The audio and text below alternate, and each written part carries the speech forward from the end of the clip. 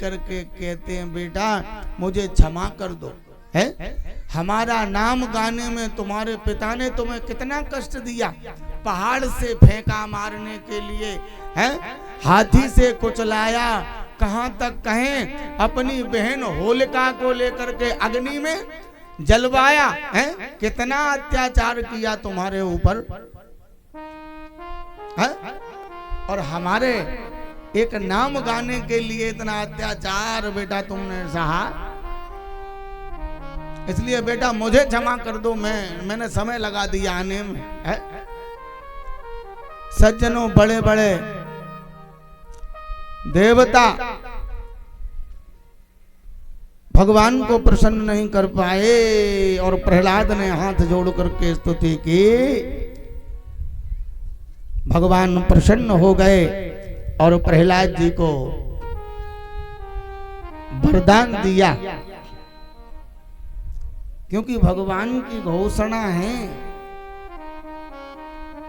भगवान का भक्त कहते हैं योग चाहे तो योग दे डारूं और भोग चाहे तो भोग दे डारूं और भक्त मुक्ति चाहे तो मुक्ति भी दे दूं और भक्त जो लेन न देन करे बाकों टार्यो न जाए।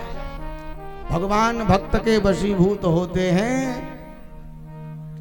भगवान ने कहा प्रहलाद मैं दे ही क्या सकता हूं, तुम्हारे प्रेम के बदले क्या दे सकता हूं, लेकिन फिर भी मेरी इच्छा है तुम वरदान मांग लो, मैं कुछ तुम्हें दे दूं। तो प्रहलाद जी ने एक ही वरदान मांगा, बोले प्रभु यदि वरदान देना चाहते हो तो हमारे पिताजी ने आपसे बड़ा बैर किया है, इसलिए उन्हें नरक न मिले। क्या न मिले? नरक। हमारे पिताजी नरक में न जाएं, बस इतना वरदान दे दो। तो भगवान कहते हैं प्रहलाद तेरे जैसा बेटा जिस कुल में जन्म लेता है उसकी 21 पीढ़ियों तक कोई नरक में नहीं जाता। कितनी पीढ़ी तक नहीं जाता? हाँ 21। 7 पीढ़ी मातृ पक्ष की, 7 पीढ़ी ससुर पक्ष की, है और 7 खुद की, तो 7 तिया 21।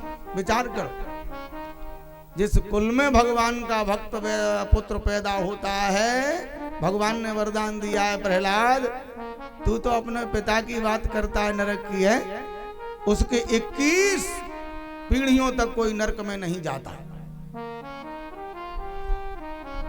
प्रहलाद जी को वरदान दिया और वरदान देकर के प्रहलाद को राजगद्दी पर आसक्त किया नरसिंह देव ने और वहां से चले गए।